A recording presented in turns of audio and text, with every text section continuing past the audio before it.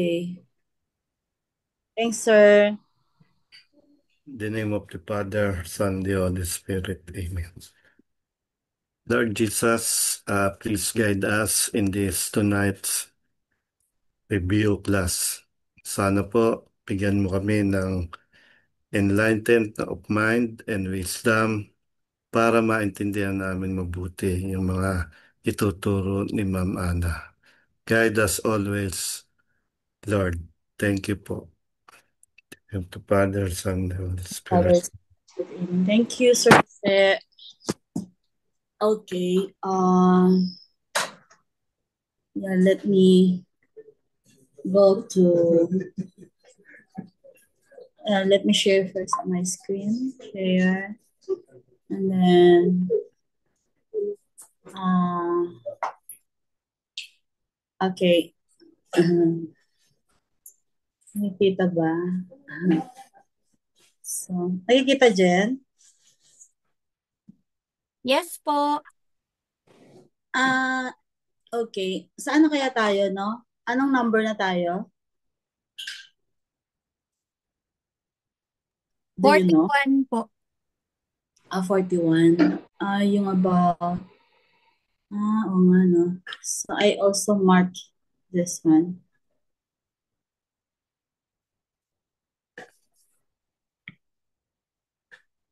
Pero ginawa na yata natin yung 40.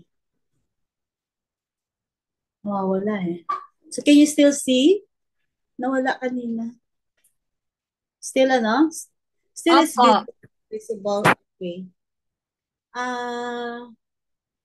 Siguro, ganito ang gagawin natin. Sigford, can you read natin how it becomes more effective if someone reads and then we proceed with analysis of the question. Okay, Sigford. Yes po, ma'am. Good evening. Evening. Yung number 41 po, ma'am, no? Yes. Okay. Number 41. The mayor established a citizens advisory group to provide recommendations to the town council on the setting of new religious institution within the rural community that includes an agricultural reserve area.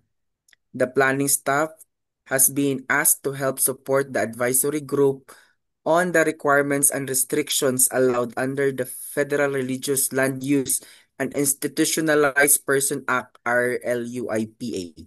Which of the following draft recommendations would you identify to discuss with the Citizens Advisory Group as potentially being problematic? Nawala po, ma'am. Here. Problematic under RLUIPA. Okay. Basahin ko pang option, ma'am. Okay. Option One. 1, exclude all religious institution from the Central Business District. 2, establish a minimum 1,000-foot buffer requirement between non-agricultural, non-residential uses in an agricultural district to protect, preserve, and enhance the rural character and lifestyle of existing low-density areas and agricultural use. 3, establish a conditional use approval process for religious institutions. And 4, require religious homeless shelters to comply with the town's building code. Okay. So, obviously, nawala ulit. Someone is calling kasi. Obviously, we need to cluster the correct answer. So, there's 1, 3, 1 and 3. So, and then all of the above, like 1, 2, 3, 4. Okay. So, it's American context. And so there's what we call the RLUIPA. RLUIPA is the religious land use. Okay. Ayan, nakalagay na, no? Religious land use and institutionalized persons act. We don't have that. But of course, there's always equivalent. But it's something like it's something it's a law, okay, on land use. So in the question, what is it asking? So that's the key concept actually. The Religious Land Use and Institutionalized Persons Act, which is a U.S. federal law that protects religious institutions from discriminatory land use regulations. And under that act, it says that governments cannot impose land use regulations that impose a substantial burden on religious exercise, okay, unless it serves a compelling government interest, and then it is the least restrictive means to achieve that interest. So, wala siya. It applies to zoning laws, permits, and building requirements. So um you're supposed to advise on the siting. So may I just correct the reading earlier, Sigfrid? It's citing, okay? Citing of new religious institutions. Citing of new religious institutions within the rural community that includes an agricultural reserve area. When we analyze that, it's quite long actually. First is we exclude all religious institutions from the CBD, Central Business District. Saan ba yun nakikita? So let's read again. The mayor established a citizens advisory group. Okay. The mayor established a citizens advisory group to provide recommendations. So it's the citizens advisory group that should be providing recommendations. To whom? To the town council on the, okay, saan na yan? On the siting of new religious institutions within the rural community that it includes an agricultural reserve area. Nakalagay din dito. So it's quite, madami siyang keywords or concepts. The planning staff, okay, has been asked to help support the advisory group. Sino yung advisory group? It's the Citizens Advisory Group that include on the requirements and restrictions allowed under RLUIPA. So, ngayon, it's time to select from 1, 2, 3, 4 class by clustering the answers because it is asking which of the following draft recommendations. So all here below are the recommendations, which you have to select. What's happening here? Natatanggalan, no? Which among the following which of the following draft recommendations would you identify to discuss, okay, with the Citizens Advisory Group as potentially being problematic? So all the rest could be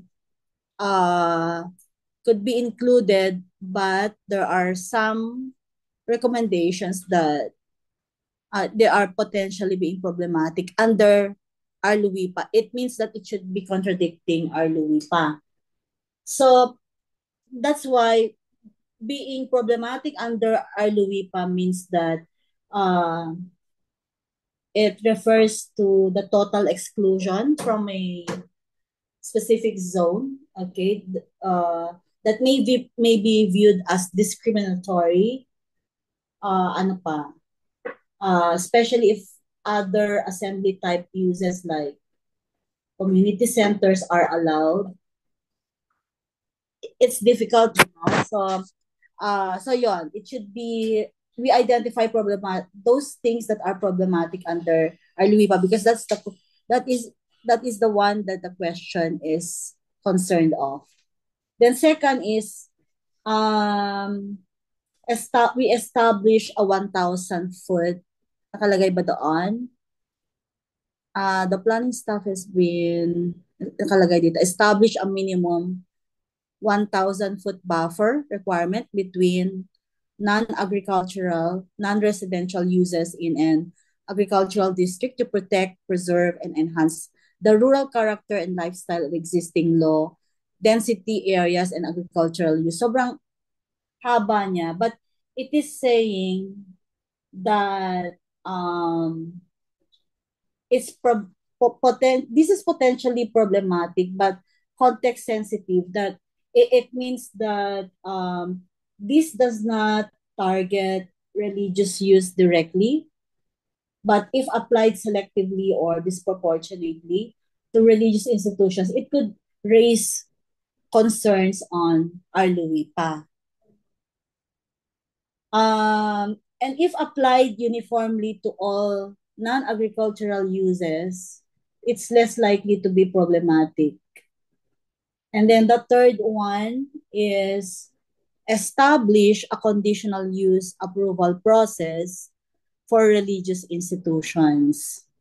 It means that it's if you look at it, it's problematic, but it depends on how it's being applied. Okay. Now how would we try to analyze this one? Because there's also number 4, require religious homeless shelters to comply with the town's public code. So actually the correct answer there is letter C. This one, but let's see why it should be 1 and 3. Why it should be 1 and 3. So one of the strategies there is that when you see religious use plus zoning restriction, you apply the Arluipa test, which is there a substantial burden? And then, is the regulation neutral and generally applicable? Does it target or single out religious institutions? So, is it the least restrictive means to a compelling government interest? So, it's quite difficult because it's not Philippine context. So again, we would like to see number 1. So it says, which of the following draft recommendations would you identify to discuss with the Citizens Advisory Group as potentially being problematic under LUWIPA? So we need to look for the recommendations that are contradicting our LUWIPA. If it does not contradict, then it's not the answer, di ba? Kasi yung problematic to our LUWIPA, yun yung answer. So it says here in first and number 1, Roman numeral number 1, exclude, but because of the word exclude or religious institutions from the central business district. So when you say exclude all religious, you are discriminating the religious institutions. Diba? So so it's a religious use, or you are discriminating, and it means that it is problematic to our LUWIPA. So when you include that as one of the answers, so you go back here, okay. So when you include 1, this one you eliminate, and alive pa yung tatlo na. Pero kapag kasi walang 1 ito no? And then when you proceed to establish a minimum 1,000 foot buffer requirement between non-agricultural, non-residential uses in an agricultural district. So it's about buffer to protect, preserve. So it's a positive 1, di ba? To protect, preserve, and enhance the rural character and lifestyle of existing low density areas and agricultural use. So when you say that, it does not contradict anyway. There's nothing that contradict religious use directly, but it could raise RLUIPA concerns, but it is less likely to be problematic, especially if applied uniformly to all non-agricultural areas. So, basta ang hahanapin lang natin is yung nagko-contradict doon sa... So, this one is yes, and this one does not contradict. And then, 3 is establish a conditional use approval process for religious institutions. Diba? When you see that, conditional use, when you say conditional use permits, they're somewhat unlawful or again, it's discriminatory. Why do you establish conditional use approval process? So you're not agreeing, so it becomes problematic under RLUIPA. And so you reject that. Let me see. I'll check the answer. Let's see.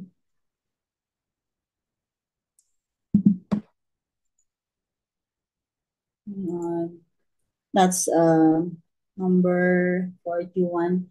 For 41, it's B. Okay. So, check ko ulit. 41 B.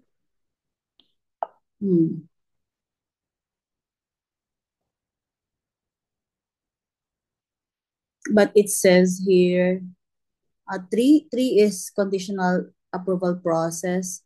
But if you look at it, exclusion is is one thing. Okay.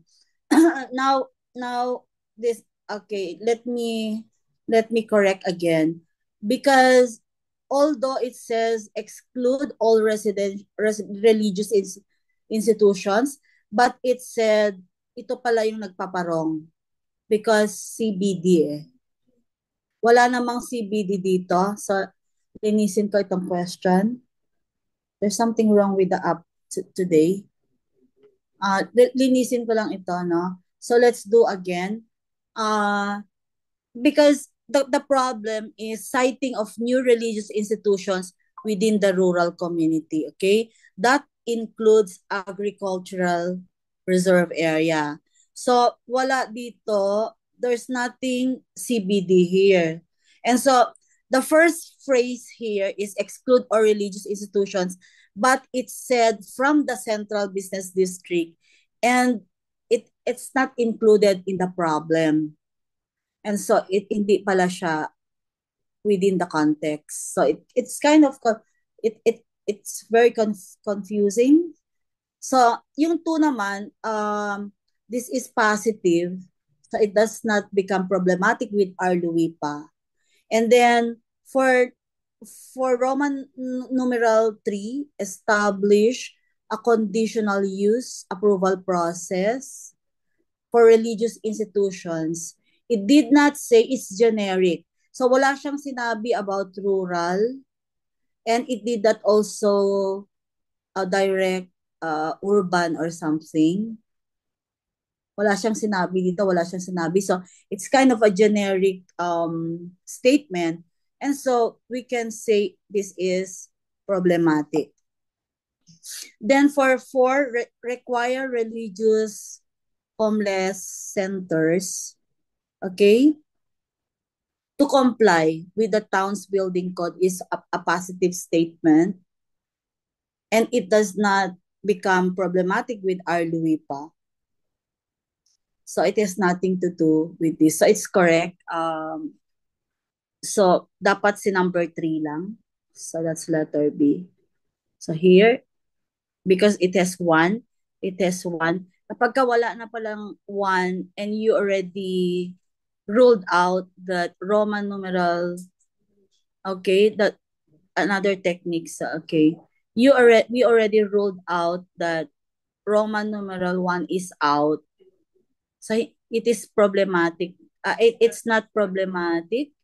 So because it's incorrect to say from Central Business District.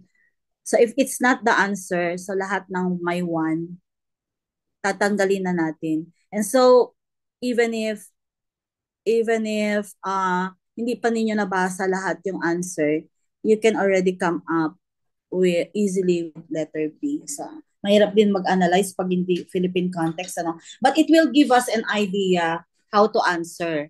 Like I said, at first glance, this one, exclude all religious institutions, may be sounding problematic to our Luipa because sabi niya, exclude all religious institutions.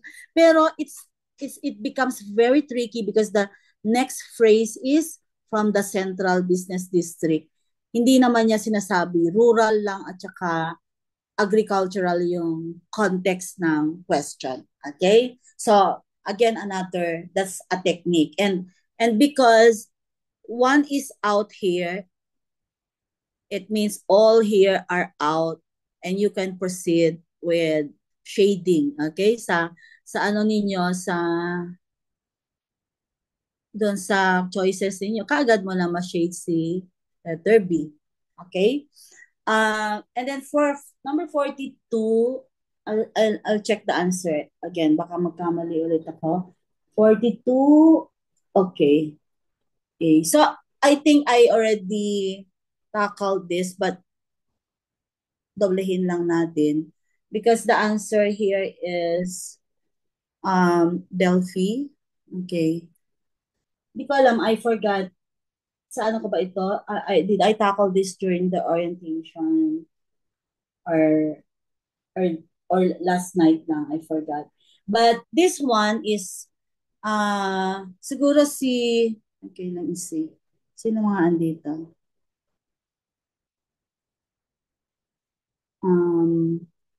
Jen, who are here? Okay. Si Jumel. Jumel, would you read number 42? Okay, ma'am.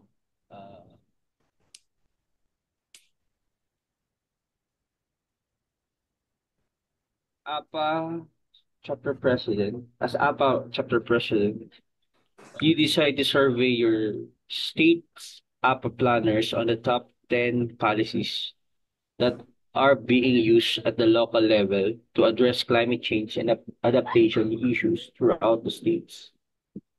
The public participation technique you'd likely use would be A, Delphi technique, B, fishbowl planning, C, consensus blogging, and D, crowdsourcing. Do you remember how I answered this? No, ma'am eh. Sige. Hindi ata ako present that time. Okay, sige. So, the gist here is that you as a chapter president, no, and you are deciding to survey APA, American Planning Association planners, parang ganon, on top climate change adaptation policies. So, because if you look at the choices, so it's about a survey.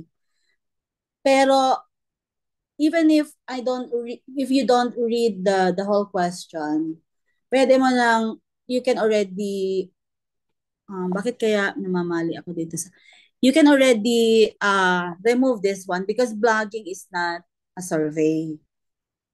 And then fishbowl planning, Delphi technique. Fishbowl planning is not also a survey. Pero itatakal pala natin ano yung definition ng bawat isa. So here, this one is alive, this one is alive as well. Pero the gist of the question here is, kasi our objective here is how to understand question, how to establish or determine the keywords, ganon. Pag hindi mo makuha sa question, ma-analyze yung question, you proceed to the options because you can anyway get the answers of course, from the options, but you can only pick up the correct answer when you have analyzed the question. So balik ka ulit doon. However, keywords, okay, it should be a survey. And what are you surveying? You're surveying for the top 10 policies and who are involved across a large professional population. Because sinasabi dito, state level. That's why I underline like this, because it's a state level. Just imagine, ano? And then all the planners in that state. Okay? So it should be large. It should be a huge work because it's across a large professional population. Then, so for a Delphi technique, we need to remember Delphi technique that it is an expert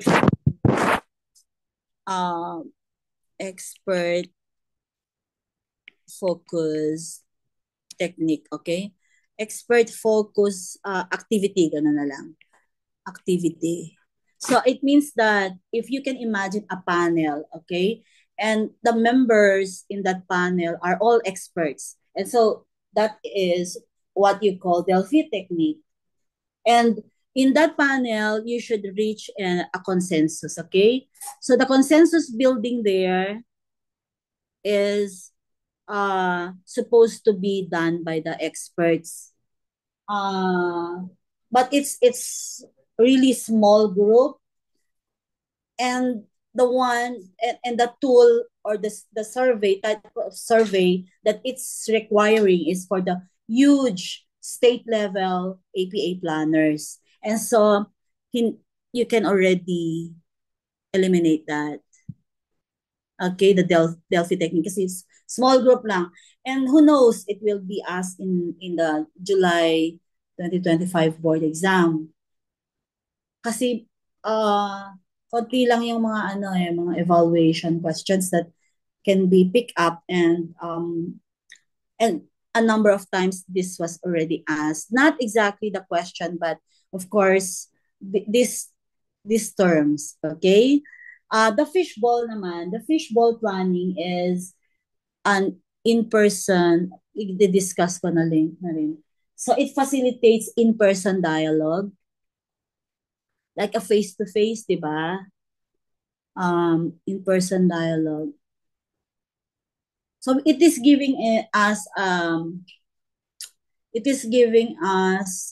an idea that for a statewide survey, an in-person dialogue might be not feasible, okay? Because it is in-person dialogue in a controlled setting. So, and then, naman, for a controlled setting, so it means that it's not a survey, okay? So it's like a planning. You are meeting like a town hall meeting, like when someone is talking about or campaigning.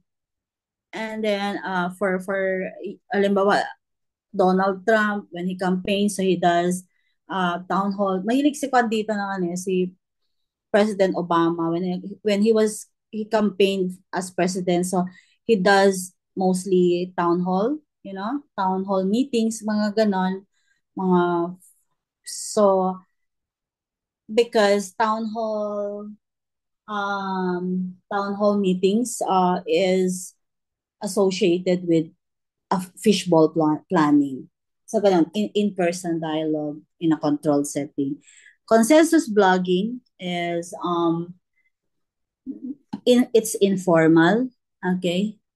Informal technique, but it's also narrative writing, di ba? It's a writing technique, okay?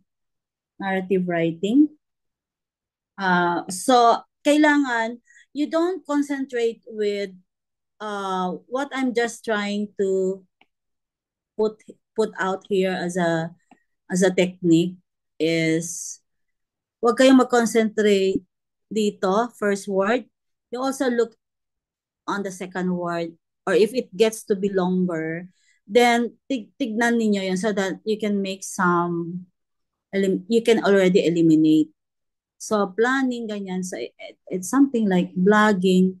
It's not as, because it's asking about survey, so it's not really a survey. And then crowdsourcing, because that's the correct answer. Crowdsourcing is, it's done online, because the most for a state level, di ba? For a survey that you're doing a large scale activity. So it's a large scale input. A large scale input from a dispersed group. Okay, from a dispersed group. Ano pa ba yung pwedeng... So usually online, okay? Usually online.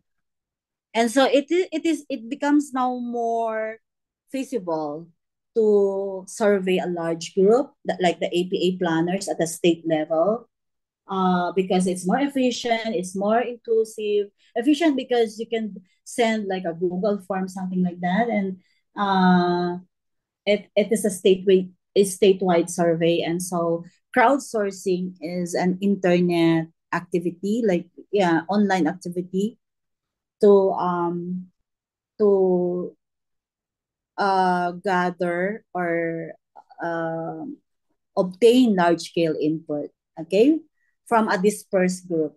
So now we are okay for letter D. I'd like to erase this one. I want participation in the next question. Ginawa na ba natin ito? So let's see. Si Flynn kaya. Flynn, would you like to read? Okay. Hello, good evening po, ma'am. Okay. Which of the following has the largest floor area ratio? A 20-story building and a 4-acre lot. B, a 4-story building on a 1/4 acre lot. C, a 12-story building on a 3-acre lot. And D, a 2-story building on a 1/2 acre lot. Okay. So do you know the basic formula for floor area ratio? Do you remember? I don't remember po, ma'am. Okay. It's all right. Floor area ratio is FAR. Okay, what we call the FAR. And so when you get that, that's the total floor area. Total floor area, okay? Floor area divided by the lot area. So we need to, the total floor area, because it could be multi-story, and then the lot area. Don't overthink. Someone, an architect before, and before the pandemic, was always overthinking. And so he took the board exam 3 times and did not pass. So I'm not scaring you all, but I'm just telling a story that can happen if you. And I remember, I noticed that when he starts talking about floor area ratio, that the area could be, for example, for a ano ba yung area dito, like a 4-acre lot, di ba? 4-acre lot, story building, if it's 4-acre, and it's 5,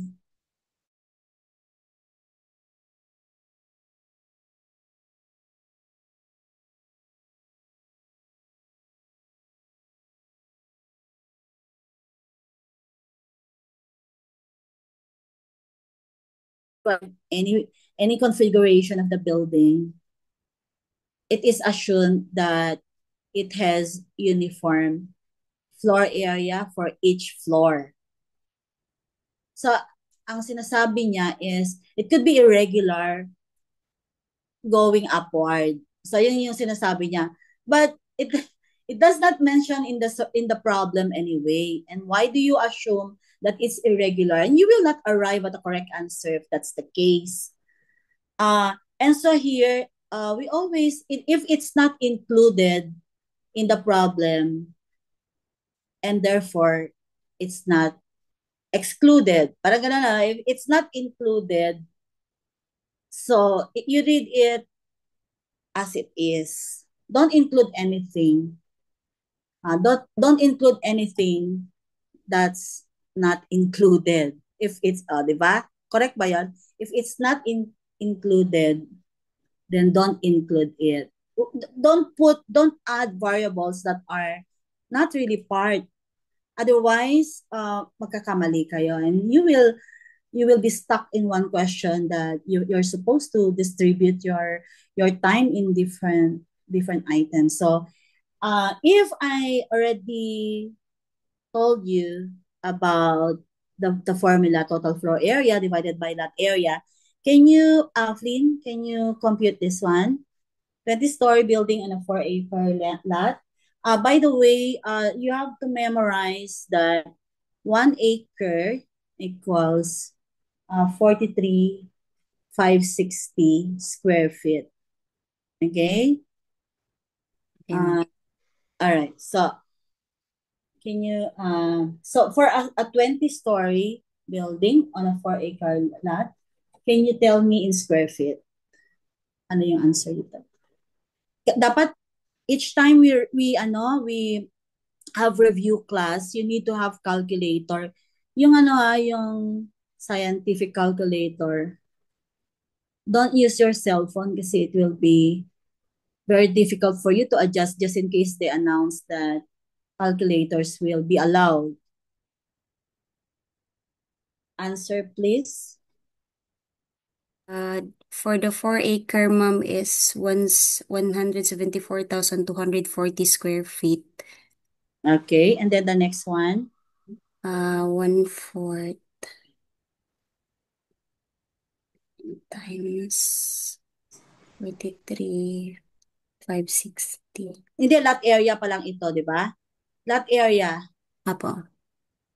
And then please give me the floor area ratio. Floor area ratio. Yes. Kasi it's asking for the largest part.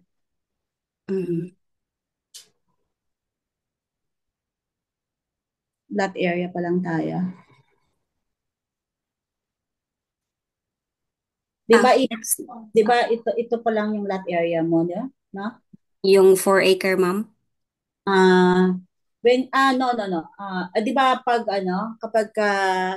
yung 4-acre mo, square feet, di ba? So, but it says a 20-story building. So, ang gagawin mo ay you need to compute for the floor area. For the FAR. How do you do the total floor area? 20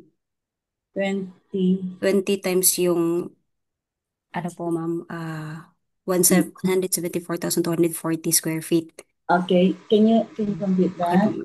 20 times 174,240.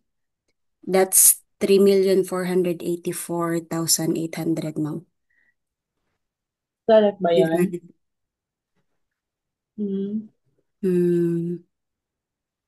For lot area.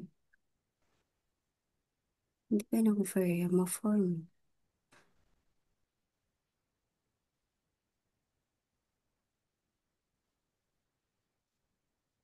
So, okay. But if you're computing for FAR, pwede rin 20 divided by 4 siguro, no? Sige. Mas 20 by 4. So, ilan yan? Yan muna. Sige. Okay. That's 20 divided by 4, ma'am, is 5. So, Okay. The next one. FAR equals 5. 5 times yung square feet. Convert na sa square feet, ma'am. Okay. Times 174,240. So that's 871, ma'am. 871,200.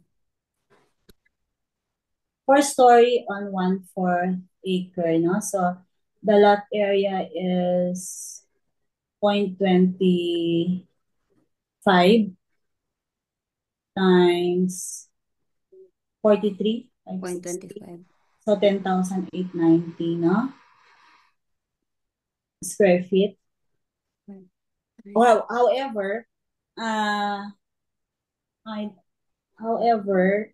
okay, idiretso muna natin na, no, na yung 20, 4 divided by 0.25. 4 divided by 0.25. 16, 16, ma'am. 16. FAR equals 6. Sige, yun muna. FAR equals 16. Okay, ma'am. And then, ang letter C is 4. Okay. 4. FAR equals 4. Yeah. And letter And D, ma'am, is 4. FAR equals 4. FAR equals 4. Okay. So, ano din yung pinakamataas? 16. Letter B. Yeah, letter B. Okay. Letter B. So we don't need, but we just, there must be additional question here dapat to use the conversion. Pero, yeah, I cannot remember anymore. That's why I asked to convert 1 acre equals 43,560. So you reserve that in future questions. Kasi there was this question na we need to convert it to be able. Kasi yung answer is requiring that it should be expressed in square feet. But anyway, at least we already got the largest FAR, which is equal to 16. Kasi kapag if you don't use calculator, Flynn, do you think it's easy to compute? Pwede, it's easy po, ma'am, if kasi kapag 20 divided by 4, no? Opo. Here naman is 4 divided by 16. Ito lang, ma'am. Divided by 25. 125. Di ba? Yan. And then, sige, yeah, I'm just trying to get a technique here. Kapag ganitong computation, so 12 divided by 3. Di ba? Yes, ma'am. And then, 2 divided by 0.5. 0.5. So, makukuha mo na ito kapag walang calculator. So, this one is 4, di ba? This one is 4 din. Ito. This one is 5. But we're trying to get the largest. Kapag na-answeran mo ito, of course, pwede mo nang i-cross out yan, ano? So, ang problema mo lang, granting na walang calculator. So, yung 4 divided by 0.25, kaagad ba na makukuha yung 16? Yes, ma'am. Makukuha kaagad, na 16 ito? Madali lang ba? Yes, ma'am. Katong yung simple division lang po, ma'am. So, for 1 acre, there are 4. 4 kapag ka 1 acre, 1 divided by 0.25, di ba? 4 ito. So, because it's 4 acres, so i-multiply mo by 4, so 16. So, even without the use of a calculator, we can answer the FAR. So, that's the technique that I just want to impart. Okay ba? Kaagad na kayo mag-eliminate dito kapag may nakuha na kayong tatlo kasi it has to be very quick eh. It has to be very quick na walang calculator. Just in case it will be announced soon that, okay, calculators are not allowed. And so, nako, and you need to na think paano kayo maka-answer kagad. Kasi yung elimination, it will give you dapat maka-decide lang kayo na dalawa na lang yung pagpipilian, or at least yung elimination na kapag wala yung Roman numeral 1, and then there are 3 choices that they have included Roman numeral 1, and so may answer kayo without computing. Ganon. And here, I'm just trying to show that if you cannot have an answer to 4 divided by 0.25 kaagad, yun para bang na mental block kayo. And then you can say, if for one acre, there are 4. Yung floor area ratio is 4. And then because it's asking about 4 acres, then you can multiply 4, and therefore that's the answer 16. Okay? So a technique again. And then for number 44, okay, let me check. Sino ba yung dito? Ay, wait lang.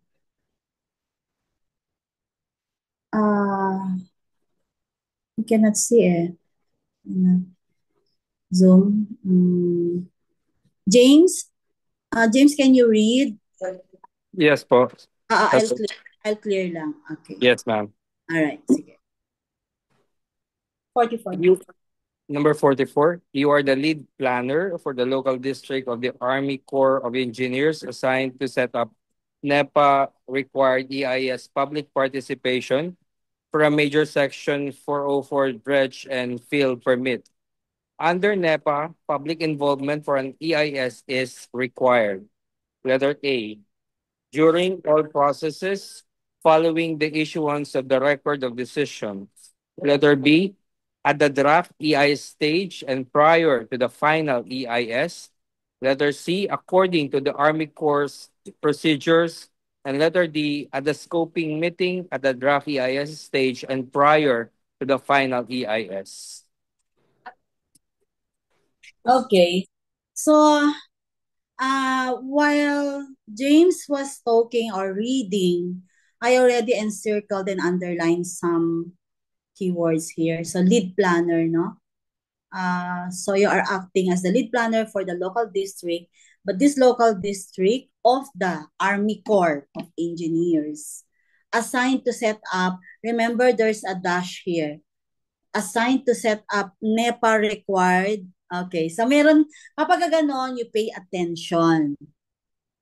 Kapag ka may dinidescribe siya, NEPA required, EIS, okay, EIS, so NEPA required, EIS public participation. But this NEPA required EIS public participation is for a major section 404, so it's a provision, di ba? Like dredge and fill permit. Pero we don't have that, but or we don't have that type of permit na it's asking in number 44. And again, it underlined or it emphasized under NEPA. Okay? Ano yung NEPA, James?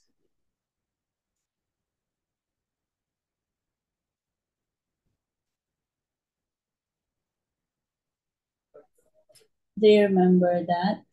National Environment Policy Act. It is a sa US, so they have this NEPA, National. Okay, I thought naka-mute ako. Because James is not replying. James, are you there? Okay. Hello? Someone can hear me? Narito po, ma'am. Okay. Sige. So under NEPA, nako, I need to, okay, just a moment lang ha. I need to, lalobat na to. Hang on. Ano kaya to? Malolobat na. Pasensya po, nakamute pala ako. Okay. What is NEPA? If my memory serves me right, ma'am, it's National Environment Protection Administration. Parang ganun. Parang yun yung counterpart ng DENR sa atin. Okay. So, kapag ka may E, di ba, parang environment na yan. And then pag may N, national environment. So, it's a policy act. National Environment Policy Act. So, okay, let's do one by one. And because under NEPA, public involvement, okay, nilagay ulit niya public involvement for an EIS. And EIS is like in Philippines, Environmental Impact Assessment. Okay. So we have the following. Did you read already ABCD? Yes, ma'am. Okay. Public participation is a very special is a special provision. In fact, meron siyang it's like an IRR of the EIA law in Philippines. Parang ganun. And that's why it mentioned about section 404 blah blah blah. Parang ganun. So in the US, they also have public scoping, which is required at the start of the EIA process. And then public commenting or public comment is required during the draft EIS stage. And then comments are considered before final EIS. So before ECC, parang ganun, but they call in the US they call it record of decision, but it's not here in the problem, so don't overthink about that. But because it said NEPA required EIS public participation, so this one gets to be tricky. So letter A, let's see. Under NEPA, public participation involvement for an EIS is required. So it is asking public involvement as a process under EIS for each of this. So we will determine which among the following is requiring public involvement. Okay, so if I read letter A again, during all processes following the issuance of the record of decision, kasi you won't really be able to grasp this record of decision because this is what we call in Philippines like an ECC. Okay, so before record, but if you try to strengthen your critical thinking skills, then record of decision is a document that should be issued after all processes are completed, parang ganun. Okay? However, in this statement, okay, I'll try to clean this. Okay. Because during all processes following the issuance of the record of decision, it's already toward the end. And so, during all process following the issuance. So, do you think this is correct? Because it signals the end of the NEPA process and public comment at this stage has no influence on decisions already. So it's moot and academic already to be considering public participation or public involvement. Di ba? During all processes following the issuance. So, parang ano naman, parang tapos na. Oo, di ba? Yes po, parang meron ng decision. So I think hindi po yan yung tamang sagot. Correct. We need to sa English talaga, no? We need to be very conscious about because it says following the issuance of the. So what did you understand by letter A? Yun, 'di ba? that after na issue, there are still set of processes na but it's asking about public involvement. Mood academic na talaga yung public involvement during this time that already a record of decision was issued. Correct? Yes, ma'am. Correct. So, Okay. mali po. Okay, proceed to letter B. So what do you understand by that? Sige nga. At ako ulit, ma'am. Ako ulit. Ah. At the draft EIS stage and prior to the final EIS. So, Ano yan? while they are making the draft EIS, so they will publish it for public involvement, and prior na magkaroon ng final na, hindi pa naman decision ma'am, pero yung final paper ng EIS po. So what do you think? What do you think is the explanation here? Do you think you will consider this one? Pwede pong ma-consider, but could we look into the other choices first po? Okay, so meron siya at the draft EIA stage. So it did not say at the half, basta draft, di ba? Draft, it means when you say draft and prior to the final EIS. So there are two stages involved there, di ba? Yung pag-finalize and then during the construction. And correct naman si James doon sa kanyang strategy. Okay, do letter C. Let's see how it goes. According to the Army Corps procedures, I think I will not consider this, ma'am, kasi it should not be the procedure of the Army Corps which should be followed here, but for the NEPA's procedure to be followed po. Okay. Let's look into the problem. Linisin natin itong problem. Okay. You are the lead planner for the local district of the Army Corps of Engineers. Okay. You are the lead planner for this district. Assigned to set up. Sino yung assigned to set up NEPA required EIS? Ako po. The lead planner. Yes, ma'am. Okay, assigned to set up NEPA required EIS public parts for a major section. Okay. Under NEPA, public involvement for an EIS is required. So, under NEPA, public involvement for an EIS according to the Army Corps procedures. So, do you think the Army Corps has influence? Parang it should not have an influence, ma'am, kasi nga public involvement ang kailangan. It's just my ano, ma'am, pero baka hindi. Maganda din yung we keep trying. Titignan natin sa letter D nga, sige. Try natin at the scoping meeting, at the draft EIS stage, and prior to the final EIS. With this, ma'am, kasi kapag scoping, ewan ko lang, pero dito sa Pilipinas po, pag scoping naman, they call citizens naman.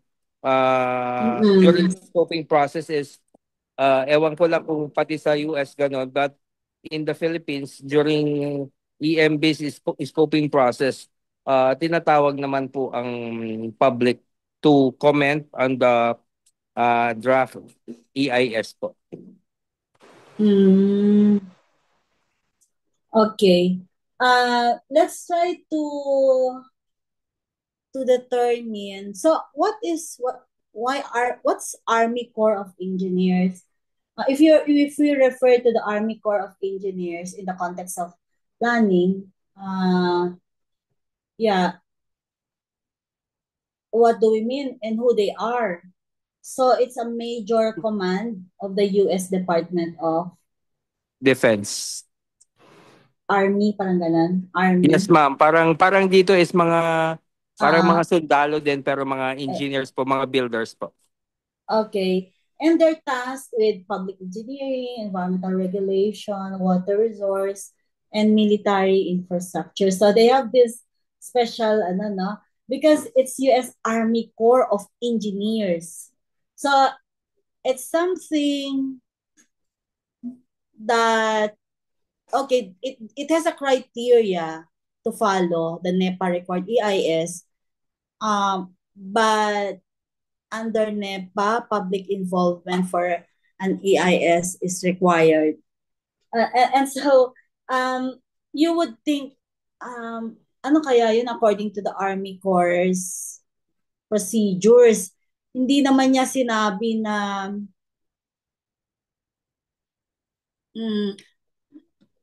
okay, because you are advising the local district of Army Corps of Engineers, and upon knowing Army Corps of Engineers, because they are the ones, hindi ikaw yung magse-set up. You are the lead planner for the local district of the Army Corps of Engineers assigned to set up.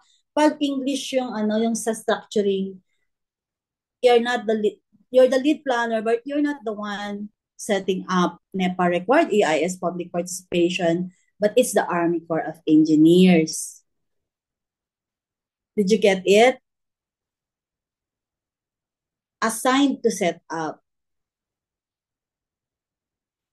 That's why I asked you the question kanina. Assigned to set up. Tama, ma'am. It is the Army Corps of Engineers who are assigned.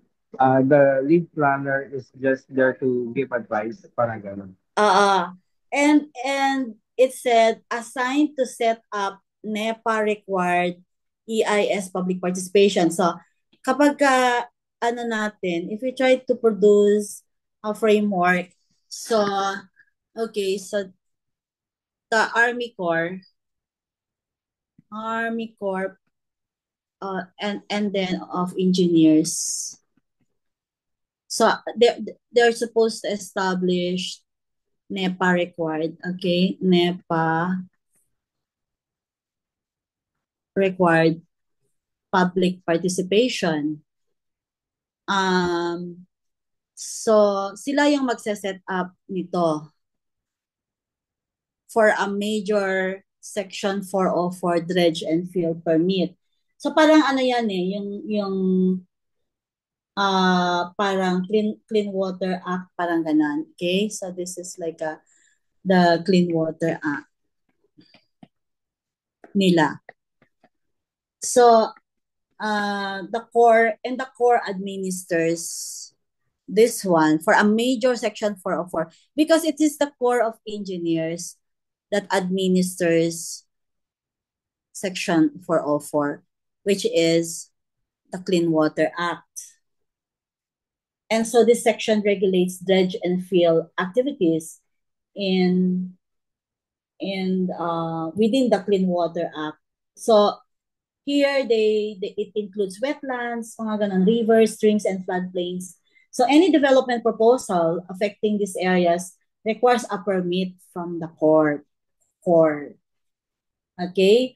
And so if it's the Corps, so if i-follow natin yung Army Corps establishes or sets up that they are in charge. But again, the NEPA, under NEPA, sabi niya doon, National Environmental Policy Act, public involvement so public involvement is required. Involvement for an EIS, okay, for an EIS is required. But which one in the processes, okay? In the processes above here. So, saan daw yung dito? And so, it's asking about the procedure.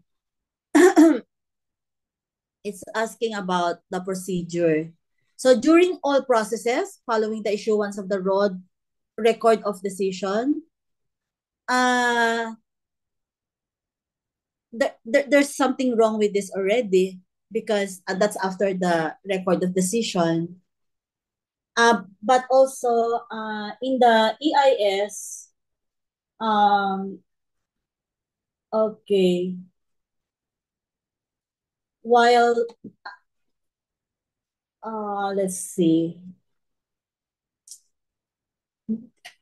it means that it means that in any, kasi it already mentioned about EIS here, and so the EIS once submitted, and so it once completed, and then record of decision is being issued, parang ganun. So, and then at the draft EIS stage and prior to the final EIS, so there's a procedure about this letter B and prior to the final EIS. So this is tricky because you need to choose only one. Wala kasing cluster eh. So it could be more, it could be easier when there's cluster. So some people would say na kapag may yung one, yung parang SATA, select all that apply, it should be more difficult. Pero actually, it should be easier to answer sana. But here you need to choose only one.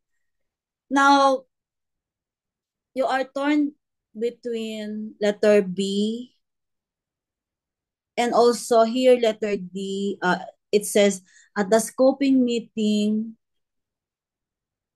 at the draft EIS stage and prior to the final. It seems parang pinaka-kompleto sana ito. Di ba?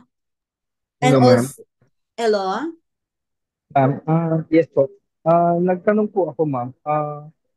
Yung scoping meeting daw po kasi, ma'am, mangyayari to determine it's a public consultation, and it will determine whether to go with an EIS or not daw po. Here, sa Sa US po. Okay, sa public scoping. Yes, yung scoping process, ma'am. It involves daw public consultation po. And it is there where it is identified or it is decided if it will go into drafting an EIS or it is not necessary po. Parang ganun daw. Okay. So, if that's the case, scoping meeting. But do you think scoping meeting is required for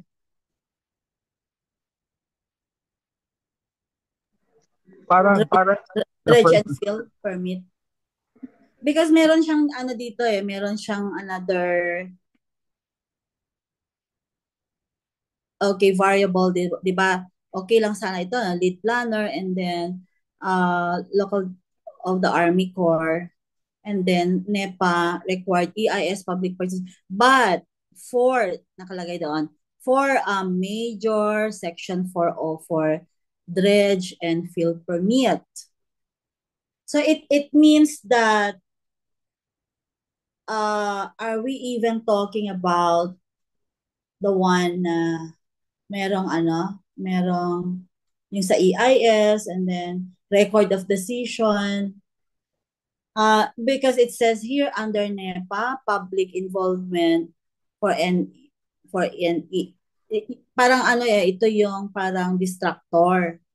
The distractor here is under NEPA, public involvement for an EIS is required. But in the question, please note, okay, that the Army Corps of Engineers assigned to set up NEPA required EIS public participation for a major section 404 dredge and fill permit. It is just asking the EIS public participation for this particular permit. And then it gave a distractor sentence that under NEPA, public involvement for an EIS is required. But are we even talking about the record of decision? Because it is the Army Corps of Engineers that should be setting up. It's the Army Corps that's assigned to set up NEPA required. Sila yung sila yung magse-set up ng public participation, na EIS public participation for this. So it means that yung NEPA, NEPA is the law, is the act, okay, the policy. So NEPA also is the one that provided for the EIS requirement, di ba? So they are all included here. So it's pointing to that. But the problem is, again, to set up NEPA required EIS public participation. Yun lang yung i-determine nila na for this particular dredge and fill permit. And do you think it's overthinking about this one? Hindi, di ba overthinking na yon? Kasi wala namang record of decision na there's no proponent or proposal here. It's just the setting up. Okay? Ma'am, parang ang intindi ko lang is kung parang ang intindi ko po is as a lead planner, tutulungan mo lang ang Army Corps kung kailan nila i-involve yung mga tao for that as for public consultation for that major work. So parang hindi talagang yung letter A po is overthinking na yung letter A. So for me, ma'am, I'd go for letter D. So, diba? Okay. When you do, okay, sige. We will transfer the context. Okay, we will transfer the context for a while and then we go back. So for EIA, so that's the act in Philippines, okay? And then when you have an output, you have the EIS. And then when you have, this is for the when it's the jurisdiction of the national DNR, the EMB Central. And so if it's category A or B, then when it requires ECC, then EIS, and then you get finally the ECC. Bakit ka ba mag-EIA? Because you have a proposal. You have a proposal or you have a project, di ba? And you need to, although that's not a permit, okay, you have a project. That's not a permit, but you need that to signal before you can even start with the permits. Like if it's in the LGU level, then you need a building permit and all those business permit, everything. But before there's an EIA to take place, there should be a proposal or a project proposal. But here, did it mention anything about the proposal? And so it's overthinking to answer letter A. Asa na yun? Because it is just asking for the setting up. Wala namang sinasabing project dyan. So, that's where, okay, saan na yan? It's not working yung pencil ko. Apple pencil. Saan na tayo? Here. Okay.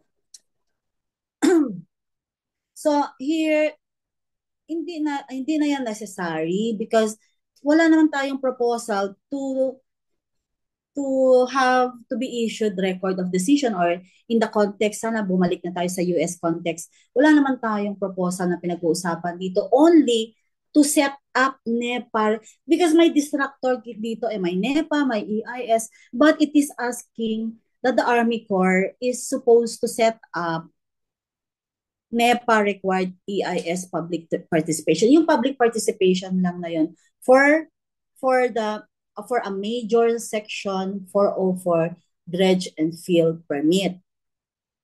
Because that's that's an activity that it's being approved by the Army Corps. Parang sila yung ano, parang sila yung magre-require doon, but it should be compliant to the NEPA. The public participation component should be NEPA compliant. So under NEPA, again, it provided a distractor that under NEPA, public involvement for an EIS is required.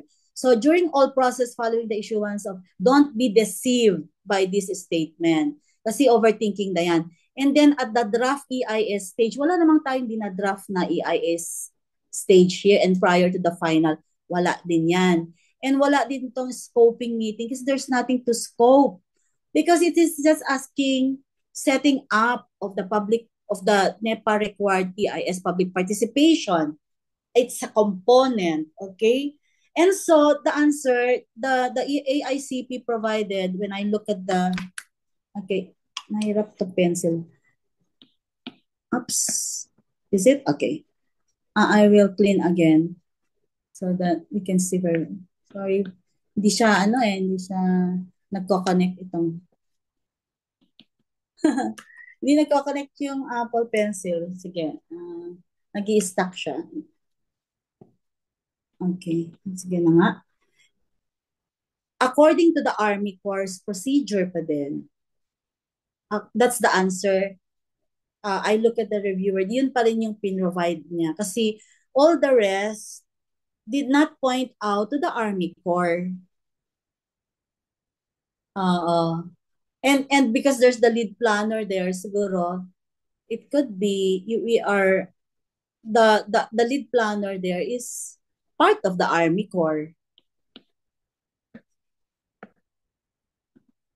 Okay. Hindi ko na siya mabura. So, just hang on. Yan na ka lang. Alisin ka lang. Ano kaya?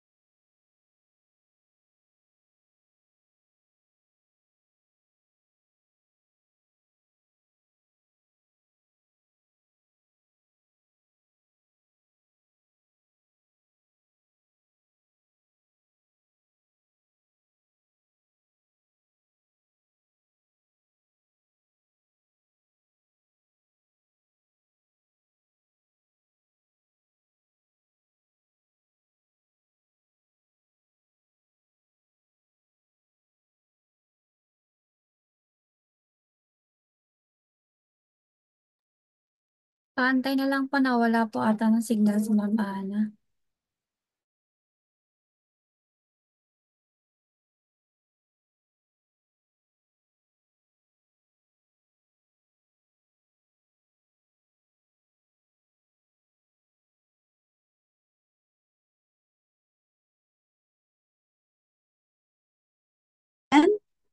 Nawala ako, no? Opo, ma'am. Sorry. Okay. I'm going back to that. Nawala ako. Okay. I've been asking, ayan. I've been asking James kanina, nung nawala ako, I thought nandyan pa siya, na we don't have any choice but to really pay attention to the problem, James? Okay? Yes, ma'am. Talaga. I think pareho yata tayong medyo na-overwhelm kanina.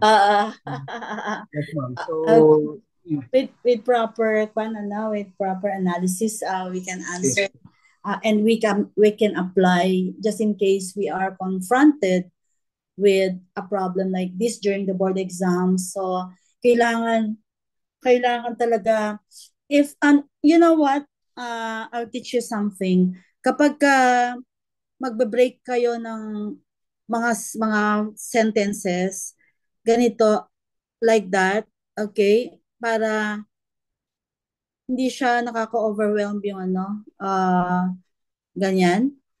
And then, ganyan siguro, okay? Mga ganon. Para hindi masyadong mahaba yung tinitignan ninyo. And you are phrasing it correctly kasi magkaiba ito, magkaiba yan, ganyan. But you also have to be very logical. You apply logic because the Army Corps of Engineers here assigned to set up. Okay? Assigned to set up NEPA required EIS public participation for a major section for and the rest. Kapag napapansin niyo, remember we are only providing answer. Isang answer lang ang kailangan dito. And so all the rest, EIS lahat yan eh. But we failed to forget that the Army Corps of Engineers, the big role of our Army Corps of Engineers is they're the ones setting up. Okay? And so, ang ano na lang doon is there's nothing draft EIS to speak about because there's no proposal here. Just the procedure that it's trying to ask you. And so it's still in accordance with the Army Corps procedures. Kasi hindi naman yung public participation, it already required them to abide. So ang problema na lang is among the following, so which is the best answer to be more responsive to number 44. Okay. So let's see. Nagpaalam si Jumel kanina and because he's sick. So may I ask si Jessie, si Mark. Can you tackle the next number? Yes po. Okay. Your coastal county has suddenly been expecting explosive growth. No. Experiencing. Experiencing.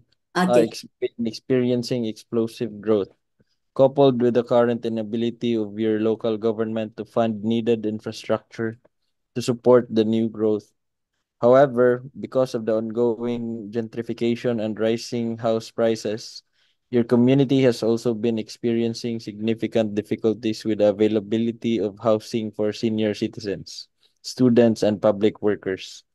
Example, teachers, firefighters, police, etc. The planning director has been directed to find a solution to these issues, and she assigns you to bring back recommendations on how to resolve these issues within the next 2 weeks. Among your recommendation would be analysis of the following tools. Roman numeral number 1, requiring new development to be totally responsible for all needed infrastructure. Number 2, allowing accessory housing. Number 3, constructing exclusionary public housing.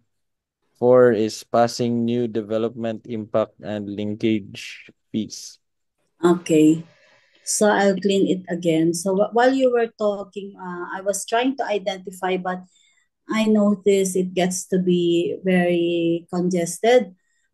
So first, it's a coastal county.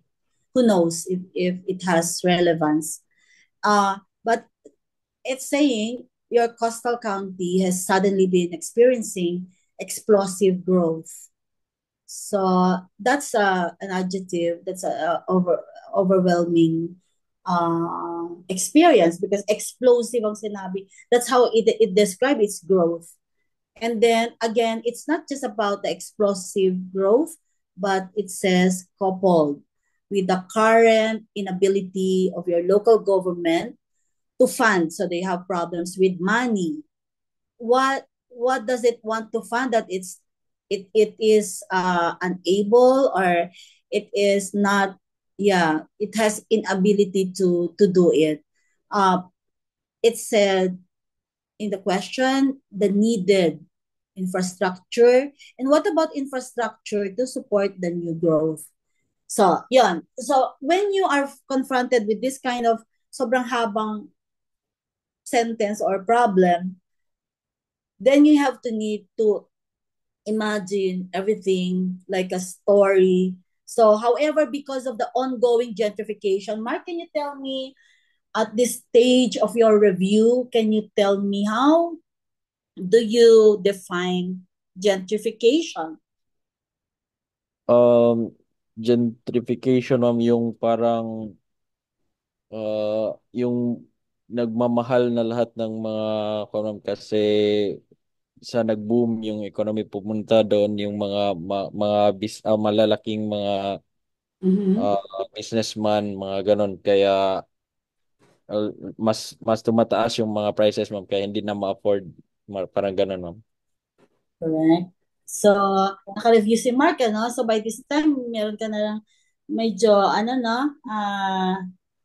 you already have an understanding of what gentrification means. Medyo naalala ko. Okay, so it's a process, di ba? It's a process na by which a previously low income or underdeveloped urban neighborhoods of people, okay?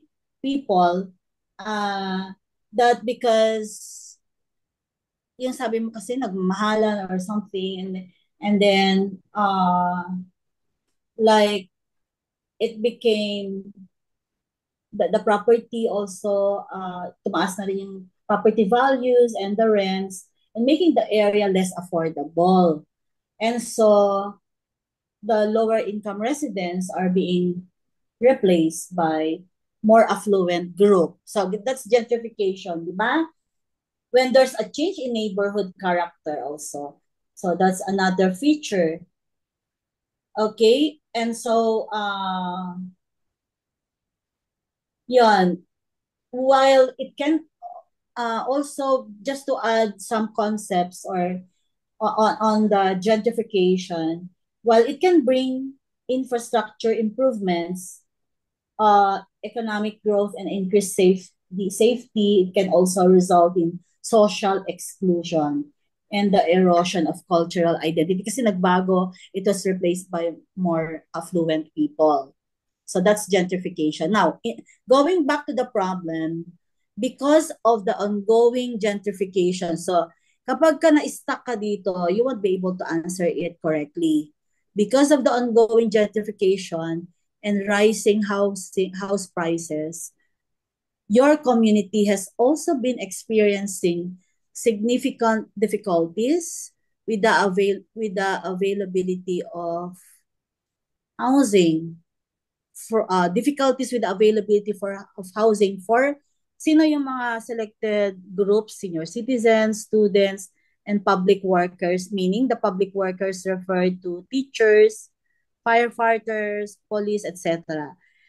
And so, because of this, the planning director has been directed to find a solution to these issues. And she assigns you, okay, Mark, to bring back recommendations on how to resolve these issues within the next 2 weeks. So remember, the next 2 weeks here should matter and should be considered by anyone taking the exam of this kind.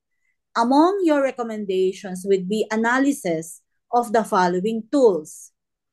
So, if I look at before, I'll make sure na correct yung answer natin. So, okay. All right. So, in this question, if we analyze now the options, Mark? Parang kasali si number 1 talaga, ma'am. Parang kasali kasi maraming Kasali? option number 1. Sige nga, because... Sige lang. Kasi meron siya, merong number 1 sa letter A at letter C at letter D, ma'am. So, based on this lang po, parang talaga si number 1. Baka, because parang majority, no? Parang majority din, ma'am. Pero hindi ko pa nabasa lahat. Sige, can you, let's try to read na nga yung Roman numeral number 1. Requiring new development to be totally responsible for all needed infrastructure.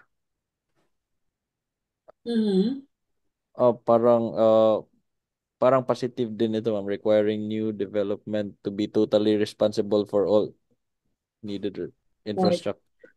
Oo. And 4. Tapos, ang sa Roman numeral number 2 is allowing accessory housing. Pwede din siguro para sa yung sa mga seniors, students na ganon. Ang sa Roman numeral number 3 is constructing exclusionary public housing. Hindi ko masyadong maintindihan itong exclusionary public housing. Parang hindi kasi constructing exclusionary public housing.